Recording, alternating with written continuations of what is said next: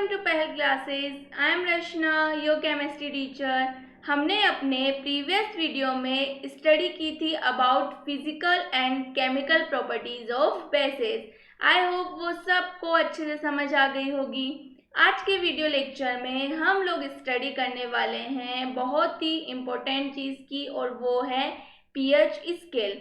इस वीडियो में हम लोग देखेंगे पीएच क्या होती है, पीएच स्केल क्या है, उसकी रेंजेस क्या होती है, एंड पीएच का हमारी डेली लाइफ में क्या असर पड़ता है। ओके, सो स्टार्ट करते हैं अपना वीडियो और देखते हैं सबसे पहले test for acidity and alkalinity. ये क्या चीज़ है? हमें टेस्ट करना है किसी एसिडिटी का और एल्केलिनिटी का किसी सब्सटेंस की। फॉर एग्जाम्पल, यदि आपके पास में टू सब्सटेंस है, टू सॉल्यूशन गिवन है, मैंने आपको टू सॉल्यूशन दिए, एक के अंदर एसिड है, दूसरे के अंदर बेस है, तो आप उसको कैसे फाइंड आउट करोगे, कैसे पता करोगे कि एक बेस है और एक एसिड है? तो सिंपल सी बात है, आपका आंसर ये होगा, या फिर मैंने आपको लेबोरेटरी में ये वर्क दिया तो आप क्या करोगे, इंडिकेटर्स से उनको पता कर लोगे। हमने देखा है इंडिकेटर्स कैसे हेल्प करते हैं हमारी किसी भी सॉल्यूशन को पहचानने में, आइडेंटिफाई करने में। मिथाइल ऑरेंज है, लिटमस पेपर्स है, फिनोफ्थिलीन है, इन तीनों की हेल्प से हम क्या कर सकते हैं, पता कर सकते हैं कि वो दो सॉल्यूशन है वो किसके हैं। लेकिन यदि हमारे पास में कोई 2 and 3 एसिड से प्रेजेंट हो, एसिड के सॉल्यूशन ही हो, या फिर सिर्फ और सिर्फ बेस के ही सॉल्यूशन हो, तो हमें उसमें पहचानना है कौन सा स्ट्रॉन्ग एसिड है, कौन सा वीक एसिड है। तो ये सब कैसे पहचाने जाए? इन सबको पहचानने का तरीका होता है पीएच स्केल। ठीक है, हमारे पास पीएच स्केल है। पीएच स्केल में रेंजेस होती है पीएच की पर्टिकुलर, जो 0 to 14 होती है, लाई करती है 0 to 14 के बीच में। उन पीएच के अकॉर्डिंग पर्टिकुलर सब्सटेंस की पीएच पर्टिकुलर होती है। हम उसको पता कर सकते हैं कि ये इससे स्ट्रॉन्ग एसिड है, ये इससे स्ट्रॉन्ग बेस है। ओके, समझ आया? ठीक है, तो अब हम देखते हैं कि सबसे पहले जो पीएच थी, पीएच स्केल थी, वो किसने डिस्कवर की थी? तो हमारे साइंटिस्ट थे एक सोरेनसन, उन्होंने सबसे पहले पीएच को डिस्क्राइब किया। ठीक है, उन्होंने बताया यदि आपके पास में कोई भी सॉल्यूशन गिवन है, उसकी यदि H+ कंसंट्रेशन आपको पता है, सिंपल सी बात है, यदि आपका सॉल्यूशन है उसमें एसिड है, एसिडिक सॉल्यूशन है, तो उसमें H+ आयंस प्रेजेंट होंगे, ये बात पता है। H+ आयंस यदि कंटेन करके रखता है तो हम उसकी पीएच निकाल सकते हैं। और ये पीएच हम निकालेंगे कैसे? तो पीएच होती है वो नेगेटिव लॉगरिथम होती है H+ आयंस की कंसंट्रेशन का। ठीक है, क्या बोला मैंने? पीएच होती है वो नेगेटिव लॉगरिथम होती है H+ आयन की कंसंट्रेशन का। आपके पास में सॉल्यूशन में जितनी भी H+ आयंस हैं, उनकी यदि कंसंट्रेशन का आप नेगेटिव लॉग ले लेते हैं, तो आपके पास में क्या मिल जाएगी? पीएच मिल जाएगी। ओके, ये नेगेटिव लॉग वगैरह हम हायर क्लासेस में स्टडी करते हैं, लॉग के बारे में पूरा अच्छे से बताया जाता है। अभी के लिए जितनी आपकी चीजें काम में आएगी वो सब चीजें मैं आपको बताऊंगी। देखो, तो नेगेटिव लॉग हो गया। अब बात करें कि पीएच वर्ड स्टैंड है, पीएच हम बोल रहे हैं, तो इसका मीनिंग क्या है? तो यहाँ पे पीएच के अंदर ये जो पी होता है वो क्या करता है, एक जर्मन वर्ड से लिया गया है, पोटेंज से। कौन से वर्ड से लिया गया है? पोटेंज से लिया गया है, जिसका मतलब होता है पावर। इसका मतलब क्या होता है? पावर होता है। तो यदि हम पूरे पीएच वर्ड की बात करते हैं तो इसका मीनिंग होता है पावर ऑफ हाइड्रोजन आयंस। ठीक है, क्योंकि ये H किसके लिए स्टैंड कर रहे हैं? यहाँ पे H+ आयन की कंसंट्रेशन के लिए कर रहा है, और P का मतलब पावर होता है। तो पीएच का मतलब हम क्या मान सकते हैं कि पावर ऑफ हाइड्रोजन आयन बोल सकते हैं, या पावर ऑफ हाइड्रोजन बोल सकते हैं। तो क्या अब ये पीएच की चीज समझ में आई हमें? अब देखो, ये जो नेगेटिव लॉगरिथम हमने H+ का लिया है उससे हमें पीएच मिलती है, तो क्या हम इसको इस तरीके से भी लिख सकते हैं? PH is equal to log 1 / H+ ion की कंसंट्रेशन। ओके, वही बात है, मैंने इसको नीचे ले ली H+ आयन की कंसंट्रेशन को। यदि मैं इसको ऊपर लेके चली जाती हूँ तो नेगेटिव लॉग लग जाएगा। जस्ट एक एग्जाम्पल से हम समझे, जैसे यहाँ पे है 1/100। यदि मैं इन 2 0 को ऊपर लेके जाती हूँ तो क्या ये 10⁻⁻² में कन्वर्ट हो जाएगा? ठीक है, थोड़ी सी मैथ, इतना तो हमें आता है, हमने पढ़ा है, और नहीं भी पता है तो ध्यान रखना। यदि इसके अलावा यदि 1/1000 होता है तो ये ऊपर जाके 10⁻³ में कन्वर्ट हो जाता है। या फिर हम इसको ऐसे भी बोल सकते हैं 1/10⁻³ है, मुझे इसको ऊपर भेजना है, तो ये क्या हो जाएगा 10⁻³ में कन्वर्ट हो जाएगा। उसी तरीके से ये H+ आयन की कंसंट्रेशन थी, ऊपर किया तो वो नेगेटिव लॉग में चेंज हो गया। ओके, बट इससे क्या चीज समझ में आती है, हम यहाँ पे बात कर रहे थे कि कोई एसिड हमारे पास में प्रेजेंट है, एसिड के 3-4 सॉल्यूशन, हमें कैसे पता चलेगा कि किस एसिड का, कौन सा एसिड का सॉल्यूशन है जो स्ट्रॉन्ग है एज कंपेयर टू अदर, इस चीज की बात कर रहे थे हम। तो यहाँ पे देखो मैंने आपको एक रिलेशनशिप बताया है, pH = log 1/H+ की कंसंट्रेशन। ओके, तो जिसमें भी H+ आयन की कंसंट्रेशन ज्यादा होती है, ये हम पहले भी पढ़ के आए हैं, ठीक है, H+ आयन की कंसंट्रेशन जहां भी सॉल्यूशन में ज्यादा है मतलब वो आपका स्ट्रॉन्ग एसिड है। क्या पता है H+ आयन की कंसंट्रेशन ज्यादा होगी तो स्ट्रॉन्ग एसिड होगा, बट इसका pH से कैसे रिलेशन होता है, तो देखो pH इनवर्सली प्रोपोर्शनल नजर आ रहा है कि आपको डायरेक्ट H+ की कंसंट्रेशन के, तो मतलब जब आपकी H+ आयन की कंसंट्रेशन बढ़ेगी तो आपकी pH घटेगी, और वी नो दैट यदि H+ आयन की कंसंट्रेशन बढ़ रही है इसका मतलब आपका वो स्ट्रॉन्ग एसिड होगा, और यहीं पे क्या चल रहा है, pH कम हो रही है। तो सिंपल सी बात है, आपके पास में यदि 3 सॉल्यूशन प्रेजेंट है और उन तीनों सॉल्यूशन में जिस सॉल्यूशन की pH कम है, ले सपोज इसकी 1 हो गई, इसकी 2 हो गई, इसकी 3 हो गई pH, अब जो फर्स्ट वाला सॉल्यूशन है ये, इसकी pH 1 है, इन दोनों के कंपेयर में कम है, इसकी pH कम है, वो क्या इंडिकेट कर रहा है कि इसमें H+ की आयन की कंसंट्रेशन ज्यादा होगी, इसकी कंसंट्रेशन ज्यादा है, इसका मतलब ये एक स्ट्रॉन्ग एसिड है। पता चल गया, जब आपके पास में कोई डिफरेंट सॉल्यूशन गिवन है और वो भी एसिड की है तीनों, तो आप कैसे पता करोगे, ये चीज हमेशा ध्यान रखना, और ये आपको इस रिलेशन से पता रह सकता है। ओके, क्या यहाँ तक सबको क्लियर है? चलो देखते हैं क्या बोल रहा है ये, देखो, A Danish biochemist Sorensen 1909 devised a scale known as pH scale, which represent the H3O+ ion concentrations of the given aqueous solution. The P in pH stands for potential in German meaning power. So pH means the power of hydrogen. यही समझाया मैंने अभी आप लोगों को। आगे देखो, the pH of a solution is the negative logarithm to the base 10 of the hydrogen ion concentration expressed in moles per liter. Very important.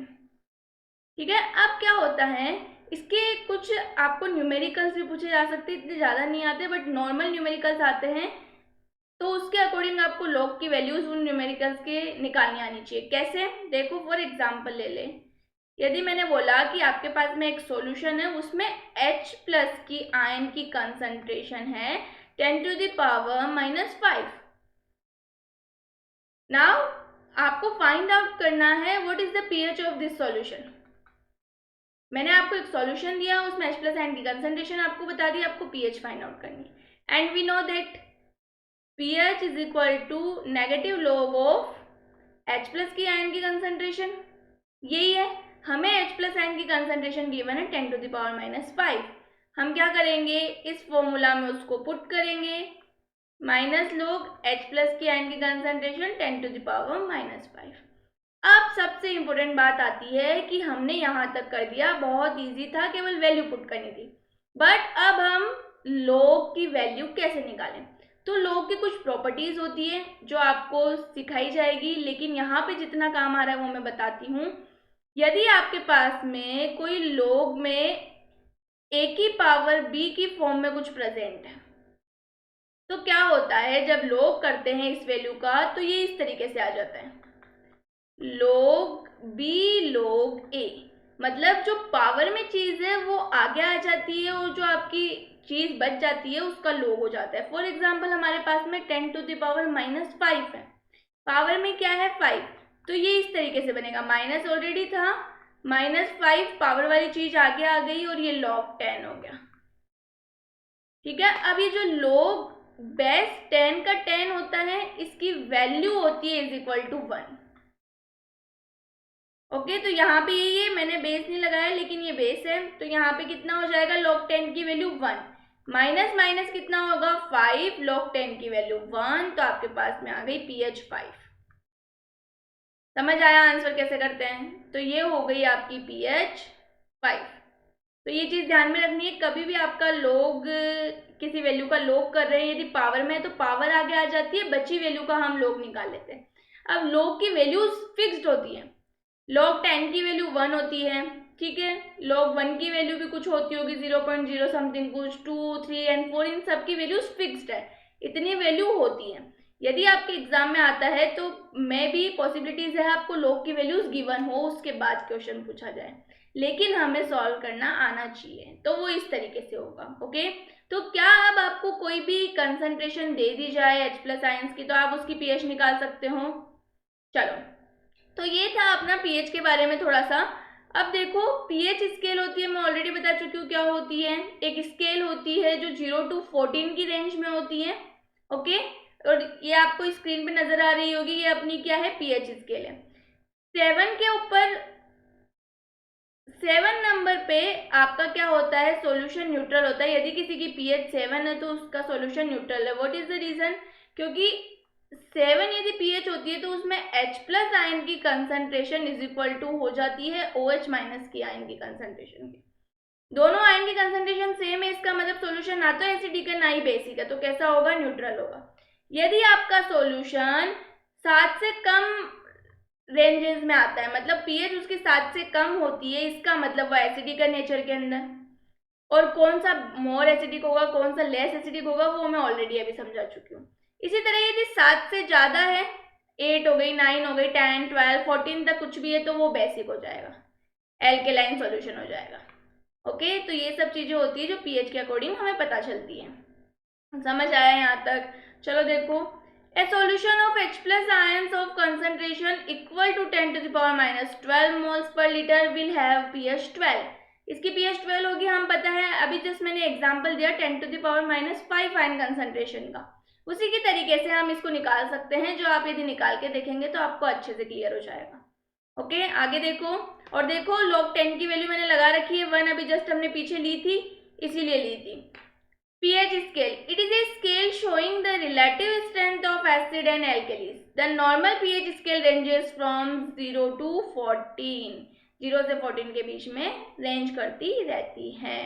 Okay, अब आगे चलेंगे और देखेंगे, देखो क्या है, the number 7 on the pH scale represent the neutrality of the solution। क्यों represent करता है, रीजन हमने देख लिया है। Number less than 7, that is pH 6, 5, 4, so on 2, 3, 1, indicate that acidic nature is increasing as the number decreases। Acidic nature increase होगा यदि number decrease होगा, वो भी हमने देखा है कैसे, pH इज equal to log 10 1/H+ ion की कंसंट्रेशन, इनवर्स रिलेशन, ये बढ़ेगा तो ये घटेगा। Okay, number greater than 7, that is pH 8, 9, 10, 11, 12, 14 तक कुछ भी हो, indicate that alkalinity nature is increases as the number increases. Number जितना ज्यादा होगा एल्केलाइन नेचर उस सॉल्यूशन का उतना ही ज्यादा होगा। समझ आए यहाँ तक सबको? चलो, अब बात करेंगे हम कि इंडिकेटर से रिलेटेड ही, कि यदि हमें कोई सॉल्यूशन गिवन होता है, लाइक मैं बोलती आ रही हूँ आपको, यदि मैंने आपको 2 सॉल्यूशन दिए, एसिड दे दिया, बेस दे दिया, ओके, इन दोनों सॉल्यूशन को आपको पहचानना है, तो आप क्या यूज करोगे, एज सिंपल, आपके पास में लिटमस पेपर प्रेजेंट होते हैं, आप लेबोरेटरी में जाओगे और वो लिटमस पेपर उसमें डिप करोगे और मुझे बता दोगे कि मैम ये एसिडिक है और ये बेसिक है। बट क्या सभी सॉल्यूशन के लिए और हर एक पर्टिकुलर पीएच के लिए क्या हम ये निकाल सकते हैं लिटमस पेपर को यूज करके? तो इसका आंसर है नहीं। हम पर्टिकुलर रेंज के लिए, पर्टिकुलर पीएच के लिए और हर एक सॉल्यूशन के लिए हम इंडिकेटर्स की हेल्प से, मतलब किसकी इंडिकेटर्स की, लिटमस पेपर्स की हेल्प से हम पता नहीं कर सकते हैं कि वो सॉल्यूशन एसिडिक होगा या बेस होगा। इसका मतलब ये है कि इंडिकेटर्स होते हैं वो हर पीएच की रेंज के लिए सुटेबल नहीं होते हैं, वो अपना कलर चेंज नहीं करेंगे, वो हमें नहीं बताएंगे कि आपका सॉल्यूशन कैसा है। तो फिर ऐसी कंडीशन आ जाए तो हम क्या करेंगे, तो हमें कुछ नहीं करना है, हमारे पास में एक बहुत ही इंपॉर्टेंट चीज आती है, that is universal indicators. Name तो सुन लिया हमने, यूनिवर्सल इंडिकेटर हमारी प्रॉब्लम का सॉल्यूशन है, but what is the universal indicator? Universal indicator एक ऐसा इंडिकेटर्स होता है जिसमें हम अपने ऑलमोस्ट ऑल टाइप के indicators like thymol blue, phenolphthalein, methyl orange, इन सब इंडिकेटर्स को मिक्स करके हम एक इंडिकेटर बनाते हैं। उस इंडिकेटर को बोलते हैं यूनिवर्सल इंडिकेटर, जो हर पीएच के पर्टिकुलर हर पीएच का एक उस कलर शो करता है। ठीक है, जैसे हम बता रहे हैं कि हमारे पास में जनरली लिटमस पेपर होते हैं, वो 2 ही कलर के होते हैं, that is blue and red. ठीक है, तो वो स्पेसिफिक पीएच के सॉल्यूशन होते हैं, उन्हीं का कलर चेंज करते हैं, वरना नहीं करते। तो इसके लिए सॉल्यूशन हमने निकाला यूनिवर्सल इंडिकेटर। यूनिवर्सल इंडिकेटर में ऑलमोस्ट ऑल पीएच के कलर शो होते हैं, ऑल पीएच पर्टिकुलर पीएच के। तो हम जब भी क्या करेंगे, आपके पास में सपोज एक पर्टिकुलर पीएच लाइक 4 पीएच का सॉल्यूशन गिवन है, तो आप क्या करोगे, उसको यूनिवर्सल इंडिकेटर होता है आपके पास में पेपर की स्ट्रिप्स की फॉर्म में होता है, बहुत सारी स्ट्रिप्स होती है इस तरीके से डिफरेंट इंडिकेटर्स की, उसको डिप करो, जो कलर आता है उसको मैच करो, तो आप बता दोगे कि ये पीएच इतनी है उसकी सॉल्यूशन की। कैसे, देखो यहाँ पे आपको डायग्राम में नजर आ रहा होगा, पीएच फर्स्ट के लिए इस टाइप का कलर होता है, पीएच सेकंड के लिए ये होता है, पीएच थर्ड के लिए, फोर्थ के लिए, 12 तक पीएच के लिए आपके कलर्स दे रखे, 12 तक 14 तक भी होता है। ठीक है, तो ये हमने इंडिकेटर 4 इंडिकेटर्स से मिलकर हमारा यूनिवर्सल इंडिकेटर बनता है। ओके, इसमें हर पीएच के लिए पर्टिकुलर कलर होता है। तो आपके पास में ऐसे स्ट्रिप्स की फॉर्म में ही क्या होती है, ये पीएच की प्रेजेंट होती है स्केल, पीएच का क्या प्रेजेंट होता है, चार्ट प्रेजेंट होता है यूनिवर्सल इंडिकेटर्स का। अब आप क्या करोगे, सपोज आपके पास में 2-3 सॉल्यूशंस गिवन है। ओके, इन 2-3 सॉल्यूशंस में आपने लिया पेपर और उसको डाला, डिप किया, जो कलर आ रहा है उससे आप पहचान जाओगे कि ये इस कलर का सॉल्यूशन है, सॉरी इस पीएच का सॉल्यूशन है, कलर को देख के उसको मैच करोगे आप किसमें, चार्ट वाली बुक के अंदर। ठीक है, यूनिवर्सल इंडिकेटर की जैसे ही मैच किया आप पहचान जाओगे कि इसकी पीएच इतनी है और ये इतना एसिडिक है। क्या समझ में आया यूनिवर्सल इंडिकेटर क्या होता है? देखो क्या है universal indicator. Universal indicator is a mixture of many indicators which gives different colors at different pH values of entire scale. It shows different colors at different concentration of ions in the solution. कैसे निकालते हैं, कैसे क्या करते हैं, ये सब हम देख चुके हैं। तो ये थी अपनी pH स्केल यूनिवर्सल इंडिकेटर्स के बारे में कुछ बात। अब हमें देखना है कि जो आपकी पीएच स्केल है या फिर जो पीएच है, पर्टिकुलर सब्सटेंस की अलग अलग पीएच होती है, हमने देखा, क्योंकि जिसमें जैसा एसिड प्रेजेंट होगा उसकी पीएच उसके अकॉर्डिंग होगी। इवन जो सॉइल्स हम यूज करते हैं क्रॉप वगैरह को ग्रो करने के लिए, उनकी भी पीएच डिफरेंट होती है। तो इसी तरीके से देखा जाए तो पीएच हमारी लाइफ में बहुत ज़्यादा अफेक्ट डालती है। ठीक है, उसका एवरीडे लाइफ में बहुत यूज भी होता है। तो पीएच का क्या क्या इफेक्ट हमारे एवरीडे लाइफ में पड़ता है, वो हमें देखना है क्या क्या उसके यूजेस होते हैं। चलो देखते हैं importance of pH in everyday life. यदि मैं बात करूँ तो पर्टिकुलर ह्यूमन बीइंग मान लो, सॉइल्स हो गई या फिर कुछ और चीज़ें हैं, वो सब एक पर्टिकुलर रेंज पे वर्क करती है। यदि ह्यूमन बॉडी की बात की जाती है तो वो एक पर्टिकुलर रेंज होती है, दैट इज 7 to 7.8। इस रेंज में नेरो लाइन में, इस नेरो रेंज के अंदर ही ह्यूमन बॉडी काम करती है अफेक्टिवली, बिल्कुल तरीके से। यदि ऊपर नीचे हुआ तो वो गलत इफेक्ट डालेगा। लाइक हर चीज बैलेंसिंग में होनी चाहिए, यदि एक्सेसिव हो गया तो भी हार्मफुल करेगा, चाहे से वो अच्छी चीज का ही क्यों नहीं है। और यदि कम हो गई कोई चीज तो वो हार्म तो वैसे ही करती है। तो हर चीज का बैलेंस होता है, उसी तरीके से हर एक पर्टिकुलर चीज की जो पीएच है वो उसी पे अच्छी तरीके से वर्क करती है। उससे कम या ज़्यादा होती है तो वो गलत इफेक्ट डालती है। ठीक है, तो सबसे पहले हमने बताया कि हमारी बॉडी तो होती है वो 7 to 7.8 पीएच की रेंज में ही वर्क करती है।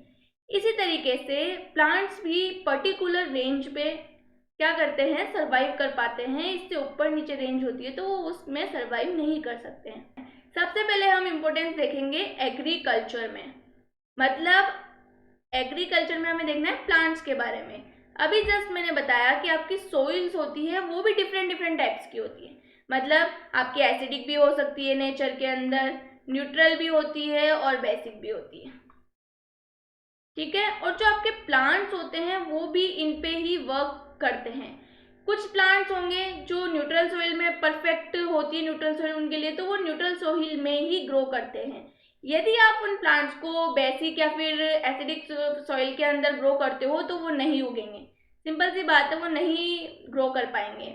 वहीं पे यदि हम बात करें, जैसे मैं बात करूँ शुगर केन की, ओके, शुगर केन है वो जब उनको प्लांट में उगाया जाता है तो क्या किया जाता है, न्यूट्रल सॉइल ली जाती है। इन प्लांट्स को, शुगर केन के प्लांट्स को उगाने के लिए कौन सी सॉइल यूज होती है, न्यूट्रल सॉइल यूज होती है, तभी वो ग्रो करेंगे, तभी वो अच्छी अपन को क्रॉप्स देंगे, शुगर केन अच्छे मिलेंगे, वरना नहीं मिलेंगे, ओके। उसी तरीके से कुछ प्लांट्स होते हैं जो एसिडिक सोल्यूशन सॉइल में उगते हैं और कुछ बेसिक के अंदर उगते हैं। यदि इनकी ये जो पर्टिकुलर चीज है कि वो एसिड में ही उगेगा तो आप उसको बेसिक में उगाओगे तो वो नहीं उगेगा। तो सिंपल सी बात है, एक पर्टिकुलर रेंज पे ही प्लांट्स भी ग्रो करते हैं और वो डिफरेंट डिफरेंट हो सकती है डिफरेंट डिफरेंट प्लांट्स के लिए, ठीक है। देखो इधर आपको यहाँ पे एक ये डायग्राम नजर आ रहा होगा, चार्ट है ये। इस चार्ट के अंदर बता रखा है कि एक पर्टिकुलर रेंज पे देखो पोटैटो है, ये 5.5 to 6.5 की पर्टिकुलर रेंज पे ही ग्रो करते हैं, वरना नहीं करेंगे। तो सोइल की वही रेंज होनी चाहिए पीएच की। इसी तरीके से ये वीट, मेज हो गया और अदर प्लांट्स की भी इनमें गिवन है, ठीक है। तो ये रेंजेस दिए हुई है सोइल की पीएच की, उसी रेंज पे वो ग्रो करेंगे, वरना नहीं करेंगे, ओके। देखो importance of pH in everyday life. Our body works within a narrow pH range of 7 to 7.8. Plants and animals also survive in a narrow range. In agriculture, every crop grows better in a particular pH range. For example, rice grows better in slightly acidic soil, sugarcane in neutral, and citrus fruit in alkaline soil. इसके अलावा यदि हम बात करें तो हमारे जो stomach होता है उसके अंदर भी पीएच का बहुत रोल होता है।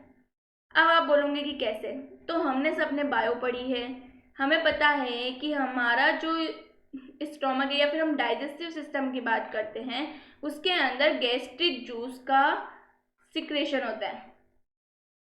ये बात हमें पता है, गैस्ट्रिक जूस सिक्रीट होता है। ये जो गैस्ट्रिक जूस सिक्रीट होता है उसके अंदर एक एसिड मिलता है। आई होप आप सबको उस एसिड का नेम पता है, वो होता है hydrochloric acid, that is HCl। यह एसिड है हमारी बॉडी में, हमारे स्टोमक में गैस्ट्रिक जूस में मिलता है, ठीक है। अब क्या करता है, कुछ ऐसे फूड्स होते हैं जो हमारी बॉडी के अंदर जाते हैं, उनको डाइजेस्ट करने में तो ये एसिड हेल्प करता ही है, लेकिन कभी कभी कुछ फूड्स होते हैं जिनके वजह से ये एसिड ज़्यादा बनने लग जाता है।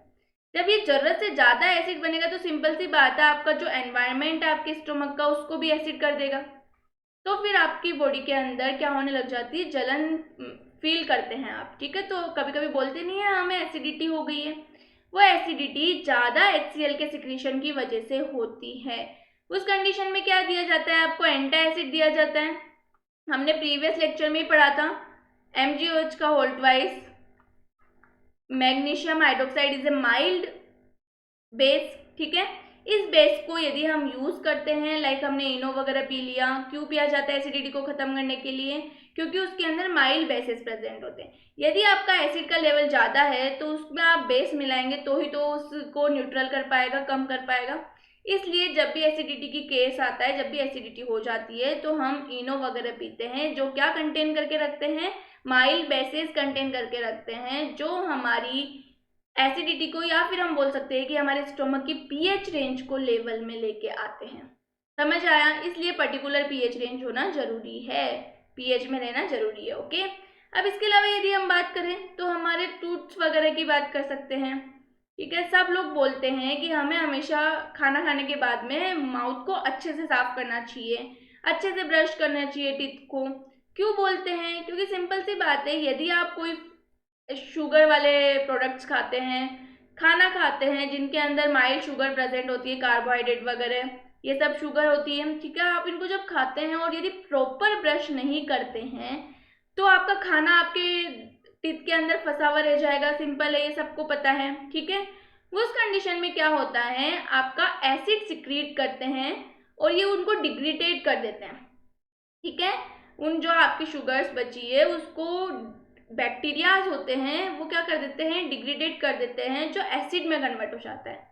और ये जो एसिड बनता है वो आपकी टीथ को बहुत हार्म पहुंचाता है, बहुत डिस्ट्रॉय करता है। धीरे धीरे आपके टीथ होते हैं वो डीके होने लग जाते हैं, डिस्ट्रॉय होने लग जाते हैं because of this acid formation. Okay, समझ आया एसिड का फॉर्मेशन कैसे हुआ उसके अंदर? तो वो एसिड की वजह से क्या होता है, धीरे धीरे डीके करने लग जाते हैं। आपका जो टीथ के ऊपर एक हार्डेस्ट सब्सटेंस प्रेजेंट होता है जिसको हम इनेमल बोलते हैं, वो क्या करने लग जाता है, डिस्ट्रॉय होने लग जाता है धीरे धीरे। If pH is less than 5.6 of, अच्छा हमें रेन सब कुछ मैंने आपको समझा दिया, बट एसिड रेन के बारे में, एसिड रेन का हमने सबने देख रखा है, प्रीवियस क्लासेस में हमने चैप्टर्स के अंदर स्टडी की थी एसिड रेन क्या होती है। ओके, तो सिंपल सी बात है, यदि आपकी जो रेन है उसके अंदर नॉर्मल कंडीशन से ज़्यादा यदि उसकी pH हो जाती है, ठीक है, वो मोर एसिडिक हो जाती है, तो हम बोलते हैं कि वो क्या है, एसिडिक है रेन। अब जब एसिड रेन क्यों बनती है, क्योंकि उसके अंदर एसिड्स प्रेजेंट होते हैं। कौन कौन से एसिड हो सकते हैं, सल्फ्यूरिक एसिड, कार्बोनिक एसिड, ये सब एसिड प्रेजेंट है, तो वो आपकी रेन हो गई एसिडिक रेन। और ये पोल्यूटेंट्स की वजह से होती है, ठीक है, हमारे इंडस्ट्री से जो सल्फर डाइऑक्साइड एंड नाइट्रोजन के ऑक्साइड जो निकलते हैं वो क्या करते हैं, वाटर से मिलके क्या बनाते हैं, एसिड में कन्वर्ट होते हैं, और वो एसिड क्या गिरता है, एसिड रेन के फॉर्म में हमारी अर्थ पे गिरता है, और माउंटेन्स वगैरह हो गए, सॉइल्स वगैरह हो गए, उनको सबको डिस्ट्रॉय करता है। सबको पता है आज ताजमहल की जो ये येलोइश कलर हो गया है, ताजमहल धीरे धीरे खराब होता जा रहा है, वो किसकी वजह से है, एसिड रेन की वजह से है। ओके, पहले यदि देखा जाए तो उसका कलर बहुत ही ज़्यादा वाइट एंड बहुत ही फाइन कलर था, अब उसका कलर बहुत ज़्यादा चेंज हो चुका है, और वो एसिड रेन की वजह से ही हुआ है। एसिड रेन के बारे में हम ऑलरेडी पढ़ चुके हैं पहले भी।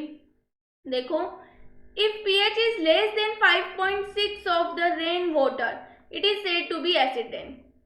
This water contains acid like sulfuric acid, nitric acid and carbonic acid, which are formed by atmospheric pollutants, mainly sulfur dioxide and oxides of nitrogen. Acid rain reduce fertility of soil, destroy marine life. आगे देखो, in medicines, certain diseases are diagnosed only on the basis of pH value of blood and urine.